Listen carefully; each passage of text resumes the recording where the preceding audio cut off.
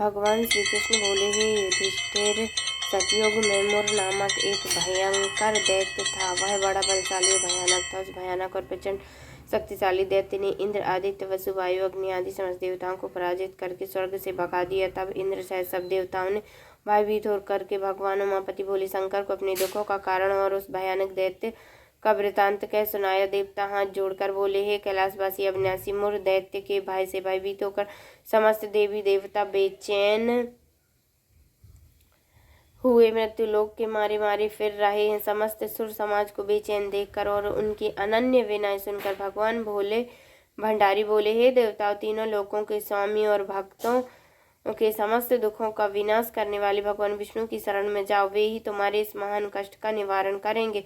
भगवान शिव जी की यह बात सुनकर इंद्रादिक समस्त देवता एकत्रित होकर क्षीर सागर, जहाँ शेष नाम की सैया पर भगवान कमलापति शयन कर रहे थे, जा पहुंचे। वहां पहुंचकर भगवान विष्णु को सोते देखकर सभी देवता हाथ जोड़कर और नतमस्तक होकर स्तुति और विनती करने लगे। देवताओं ने कहा, हे शंख, चक्र, गदा, पद्म तथा वन मालाओं से अलंकृत देवाधिदेव, हे देवताओं द्वारा स्तुति करने योग्य आपको कोटान कोट प्रणाम है। हे सुन नर मुनि जन की रक्षा करने वाले महाप्रभु, आपको बारंबार नमस्कार है। हे दया के धाम प्रभु, आप हमारी रक्षा कीजिए। दैत्यों से भयभीत होकर हम आपकी शरण आए हैं। आप ही इस समस्त ब्रह्मांड के कर्ता धर्ता और माता पिता हैं। आप ही उत्पत्ति और पालन करता तथा संहार करने वाले और सबको शांति प्रदान करने वाले। आकाश और पाताल भी आप ही हैं। आप ही हम सबके पितामह। सूर्य, चंद्र, अग्नि, वायु, ब्रह्मा, हव्य, काव्य, मंत्र,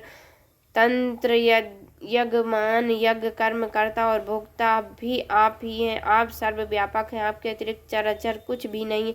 हे महाप्रभु, दैत्य मूर ने हमें पराजित करके स्वर्ग से भगा दिया। हम सब देवता इधर उधर मारे मारे फिर रहे हैं। सो हे मधुसूदन, आप उन दैत्यों से हम सबकी रक्षा कीजिए, रक्षा कीजिए, रक्षा कीजिए। देवताओं की यह विनती सुनकर भगवान कमलापति बोले, हे सुरो, ऐसा मायावी दैत्य कौन है? उसमें ऐसा कितना बल है? वह किसके आश्रय है तथा वह कहाँ रहता है? यह सब मुझको कहो। भगवान विष्णु की यह बात सुनकर देवराज इंद्र बोले, हे प्रभु, प्राचीन काल में नाड़ी जंग नाम का एक राक्षस था। उसी का पुत्र महाबलशाली, महापराक्रमी और विश्वविख्यात मुर नाम का दैत्य है। वह चंद्रावती नामक नगरी में रहता है। उस महाअसुर ने समस्त देवताओं को स्वर्ग से निकाल करके अपना अधिकार कर लिया है। वह स्वयं इंद्र, अग्नि, वरुण, कुबेर, यम, वायु, ईश, चंद्रमा, दैत्य आदि सबके समान पर अपना आधिपत्य जमा कर और स्वयं सूर्य बनकर प्रकाश करता है। हे असुर निकंदन, उस दैत्य का संहार करके हम सब देवताओं की रक्षा कीजिए। हम सब आपकी शरण में। इंद्र की ये वचन सुनकर भगवान कमलापति बोले, हे देवताओं, तुम न घबराओ, मैं शीघ्र ही तुम्हारे शत्रु का संहार करूंगा। तुम सब अब चंद्रावती नगर को चलो। समस्त देवताओं सहित भगवान विष्णु भी चंद्रावती नगरी को चल दिए। उस समय दैत्यराज मुर दैत्य सेना सहित युद्ध भूमि में बड़े अभिमान से गरज रहा था। उस महादैत्य की घोर गर्जना को सुनकर सब देवता भयभीत होकर चारों दिशाओं में भाग खड़े हुए। यह देखकर स्वयं भगवान विष्णु रणभूमि में पहुंच गए। भगवान कमलापति को रणभूमि में देखकर दैत्य दल ने नाना प्रकार के अस्त्रों से भगवान विष्णु पर प्रहार किया। भगवान ने यह देखकर अपने तीखे बाण छोड़े, जो नागों की तरह से लहराते हुए जाकर दैत्य के अंगों को बीघने लगे। सभी दैत्य उनके हाथों से मारे गए। केवल दैत्यराज मूर ही जीवित बचा था। दैत्यराज मूर अविचल भाव से भगवान के साथ युद्ध करता रहा। यह देख सुर समाज अत्यंत बेचैन होने लगा। भगवान जो भी तीक्ष्ण बाण उसके शरीर में मारते वे उसके अंगों में पुष्पों के समान लगते थे। शस्त्रों से उस महादैत्य का शरीर छिन्न छिन्न हो गया, परंतु वह फिर भी युद्ध करता रहा। तत्पश्चात भगवान और दैत्य का मल्लयुद्ध होने लगा। इस प्रकार 10,000 वर्ष तक दोनों का युद्ध हुआ, परंतु वह महाबली दैत्य फिर भी पराजित नहीं हुआ। तब भगवान उस मृत दैत्य से लड़ते लड़ते थक करके बद्रिकाश्रम को चले गए। वहां पर हेमवती नाम की एक सुंदर गुफा थी। विष्णु भगवान उस गुफा में विश्राम करने लगे। वहां गुफा 12 योजन लंबी थी और उसका एक ही द्वार था। दैत्यराज मूर भी भगवान का पीछा करते हुए उस गुफा में पहुंच गया।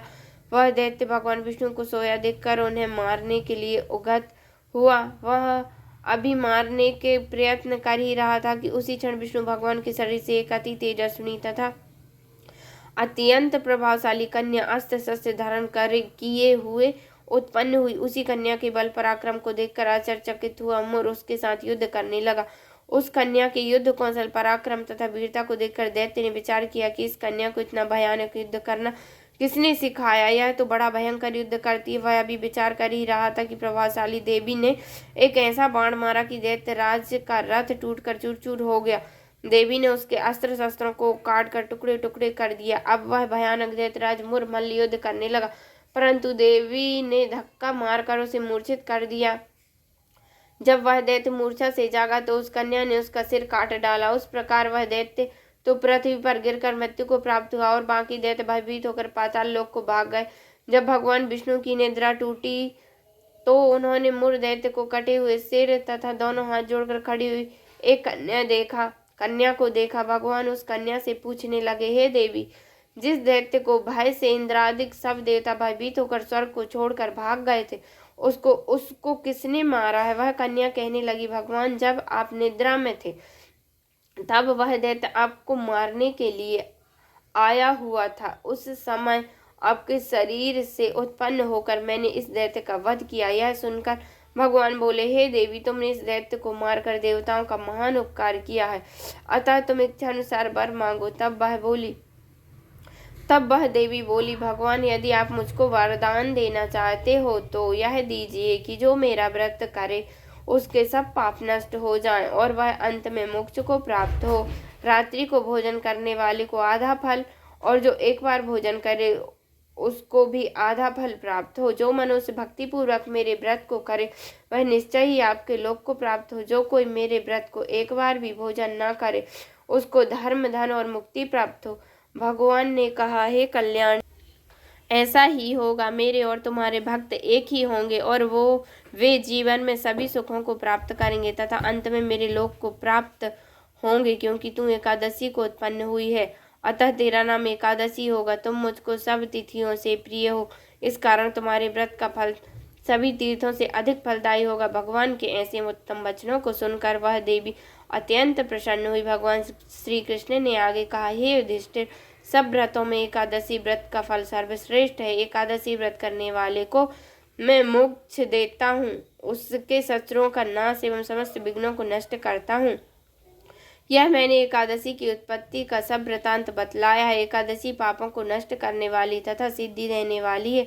जो मनुष्य इस एकादशी महात्म्य को पढ़ता अथवा सुनता है उसको विश्वमेघ यज्ञ का फल प्राप्त होता है। वह करोड़ों वर्ष तक विष्णु लोक में वास करता है और वहाँ भी उसका पूजन होता है। जो मनुष्य एकादशी महात्म्य की चौथाई भाग को पढ़ता है उसके सभी पाप नष्ट हो जाते हैं। वैष्णव धर्म के समान अन्य कोई धर्म नहीं और एकादशी व्रत के समान दूसरा व्रत नहीं है। बोलो सत्यनारायण भगवान की जय, बोलो नारायण भगवान की जय, बोलो एकादशी मैया की जय हो।